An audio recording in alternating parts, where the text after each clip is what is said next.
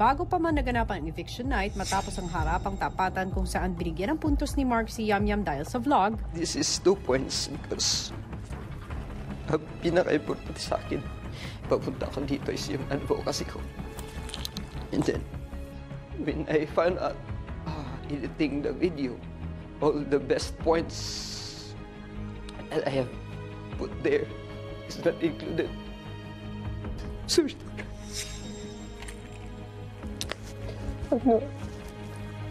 Si Yamyam gustong klaruhin ang mga bagay-bagay kay Mark.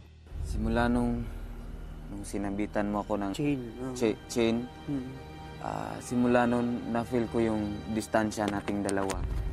Parang sa feeling ko, hindi na tayo gaya ng dati na medyo connected pa tayo sa isa't isa. Konting araw ng pagsasama natin dito, pamilya pa rin tayo. So, ang gusto ko lang malaman, bakit? Alam mo naman na gaano kahalaga sa akin yung advocacy ko, di ba? Nawala yung later part, ibig sabihin, yung unang parte lang ang naipakita. Bakit hindi ka nagkumpronta sa akin na Yamyam, mali ito. Dapat, kasi sa time na yun, hindi ko talaga alam na nakaka-open na ako sa'yo kasi iniingatan ko talaga. At hindi kita kinumpronta, iniingatan ko din yung relasyon natin. Ayaw ko kasing maging mailang ka sa akin kung sasabihin ko yun sa'yo. Kaya para sa akin, wala na yun. Ang importante para sa akin is nakurit yung video. So, huwag na natin isipin. Pero sana, yung pagiging distansya, tol, hindi ako dumidistansya sa'yo talaga. Na ibuhos namin yung isa't isang saloobin po, kuya.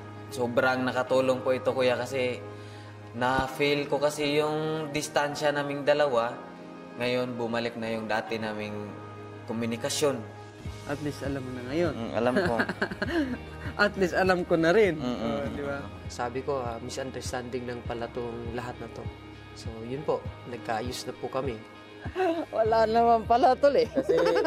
Kasi importante lang ang communication. Matapos magkaayos ni Yamyam at Mark, isang matinding hamon naman ang hinarap ng housemates sa naganap na double eviction, kung saan nagpaalam sina Mitch at Joaquin. At halo-halong emosyon ang naramdaman ng mga naiwang housemates. changes ni dito niya. Ni Joaquin. I'm so proud of him. Ako. Ano na si Mitch? Positive talaga yung Ang ganda naman. taong yun.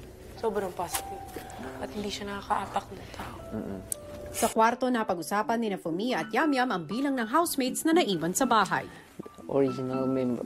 Yeah. Is Gone too. couple and brother. It's like a I don't know. different house. So hard and scary. Super different house, diba? Yeah. Pero we have to adjust, diba?